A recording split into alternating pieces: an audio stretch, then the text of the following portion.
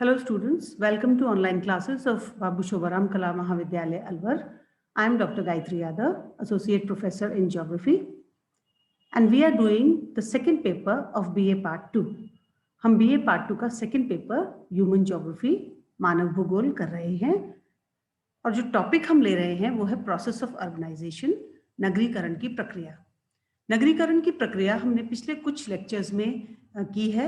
पिछले कुछ लेक्चर्स में हम भारत का नगरीकरण पढ़ रहे थे और भारत के नगरीकरण में हमने प्रारंभिक पुरा ऐतिहासिक काल पढ़ा और उसके बाद हमने प्राचीन काल किया।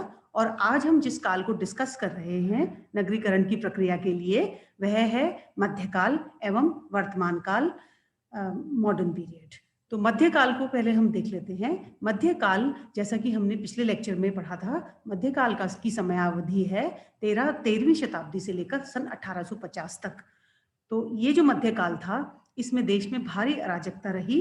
अराजकता होने के कारण और सदा युद्ध की स्थिति रहने के कारण बहुत से आक्रमण शहरों पर होते थे, इसलिए गढ़बंदी के नगर उस समय ज्यादा विकसित हुए, जिनको कि हम वॉल्ड सिटीज कहते हैं, जिसमें शहर के चारों तरफ एक दीवार बनाई जाती थी जिससे कि वह शहर आक्रमणों से सुरक्षित रहे।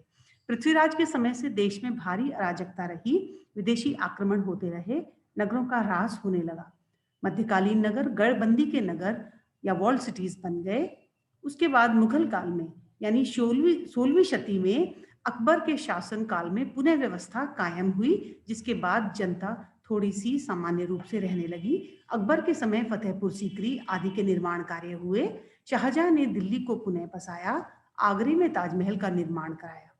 उस काल में दक्षिण में भी औरंगाबाद, बीजापुर, बीदर, गोलकुंडा, अहमदनगर, हैदराबाद, बेंगलुरु, मैसूर आदि नगरों का विकास हुआ। औरंगजेब के समय से नगरों का फिर ह्रास होने लगा और ब्रिटिश राज्य की स्थापना तक नगरों में बड़ी अराजकता रही। लुटेरों के कारण नगर में ऊंचे ऊंचे बुर्ज और गरगज बनाए जाते थे, जहां से लुटेरों को देखा जाया करता था, जिससे कि नगर की लुटेरों से सुरक्षा हो सके। हजारों छोटे छोटे गढ़ बन गए थे। तो मध्यकाल के समय में ज्यादातर जो नगर थे वे गढ़बंदी के नगर या वॉल्ड सिटीज का उस समय में ट्रेंड रहा। और अब हम आते हैं वर्तमान काल पर, मॉडर्न पीरियड। मॉडर्न पीरियड है सन 1850 से लेकर और अभी प्रेजेंट तक, तो ये करीब 250 वर्षों का पीरियड है। तो इसमें हम जो आज के जो हमारे नगर हैं ये सभी एक तरह से मॉडर्न पीरियड के नगर कहे जा सकते हैं।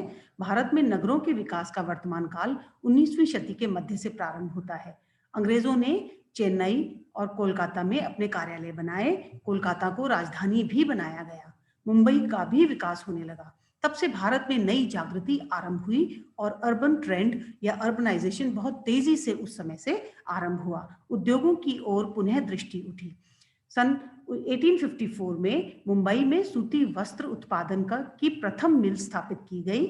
उसके बाद से भारत में उद्योग, व्यापार और परिवहन का विकास विभिन्न क्षेत्रों में होता रहा है।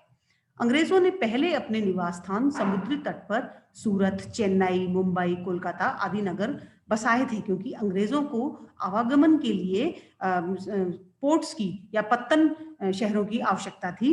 ब्रिटेन तथा यूरोपीय देशों से व्यापार होने के कारण मुंबई, कोलकाता, चेन्नई आदि समुद्र पत्तनों का विकास बड़ी तेजी के साथ होने लगा और ये शहर बहुत ही बड़े हो गए। सन 1907 में जमशेदपुर में लौह इस्पात का कारखाना स्थापित हुआ। कुल्टी, बर्नपुर, भद्रावती में भी लोहे इस्पात के कारखाने स्थापित हुए। मुंबई के पृष्ठ प्रदेश में शोलापुर में तथा अहमदाबाद, सूरत, भड़ौच, ब्यावर और नागपुर में सूती वस्त्र उद्योग की मिलें स्थापित हुई, क्योंकि यह सारा क्षेत्र कॉटन का क्षेत्र था। यहाँ पर बहुत ज्यादा कपास होती थी, जिससे कि सूती वस्त्र उद्योग के कारण ये सारे के सारे शहर थे ये डेवलप होने लगे या इनका विकास हुआ। बंगाल में हुगली घाटी में जूट के उद्योग ने प्रगति की और जूट वस्त्र ब्रिटेन, जर्मनी, फ्रांस आदि देशों को निर्यात होने लगा। चाय, चीनी, सीमेंट, कागज, ऊन, चमड़ा, खाद इत्यादि के कारखाने स्थापित होने से नगर भी बढ़ने आरंभ हो गए।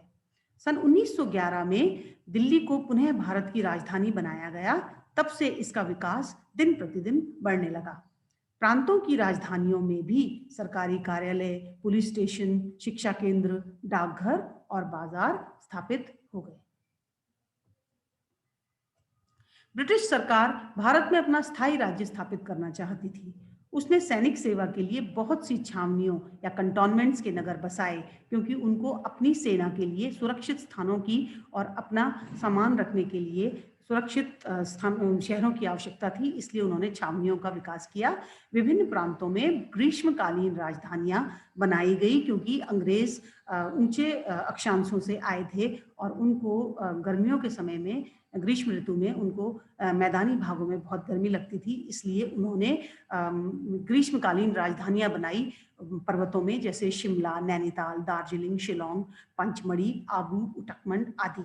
इनको नगर बनाया गया और इन पर प्रॉपर नगरों का विकास किया गया, जिससे कि ये सारे नगरीय क्षेत्र बन गए। मैदानों में भी परिवहन का विकास किया गया। प्रथम महायुद्ध सन 1914 से 19 और द्वितीय महायुद्ध सन 1939 से 46 के कारण भारतीय उद्योगों को कुछ प्रोत्साहन मिला तथा नगरों में वृद्धि हुई। स्वतंत्रता प्राप्ति के बाद से भारत के नगरों की वृद्धि कुछ तेजी के साथ हुई है। नदी घाटी योजनाओं, रिवर वैली प्रोजेक्ट्स के अंतर्गत नदियों पर बांध बनाकर जल विद्युत उत्पादन से तथा कोयले और तेल के अधिक उत्पादन से उद्योगों को बढ़ाया जा रहा है। उद्योगों के बढ़ने के कारण नगरों में रोजगार की आवश्यकता रहती है, जिससे कि ग्रामीण क्षेत्रों के लोग नगरों में आते हैं। नगरों में रोजगार के साथ उनको बहुत सी अन्य फैसिलिटीज और इंफ्रास्ट्रक्चर भी मिलता है, जिससे कि वो फिर नगरों में ही निवास करने लग जाते हैं। नगरों की जनसंख्या बढ़ने लगती है, उनका एरिया बढ़ने लगता है और इस प्रकार भारत में अर्बनाइजेशन बड़ी तेज गति से रिवर वैली प्रोजेक्ट्स के बाद होने लगा। सिंदरी, राउरकेला, भिलाई, दुर्गापुर, बोकारो, नया नांगल, ट्रॉम्बे, तारापुर आदि ये सभी रिवर वैली प्रोजेक्ट्स के बनने के बाद या विद्युत उत्पादन के कारण या कोयले और तेल से विद्युत उत्पादन होने के कारण ये नगर डेवलप हुए। तो ये था भारत में अर्बनाइजेशन के विभिन्न काल और भारत में नगरीकरण। तो इसके साथ ही अब ये टॉपिक खत्म हो गया है। अब अगले लेक्चर में हम अगले टॉपिक के साथ मिलते हैं। तब तक के लिए मैं आपको जो असाइनमेंट्स दूंगी उनको आप करके और व्हाट्सएप ग्रुप पर उनको शेयर कर सकते हैं और अपनी प्रॉब्लम्स भी व्हाट्सएप ग्रुप पर आकर शेयर कर सकते हैं। Thank you till then and have a nice day.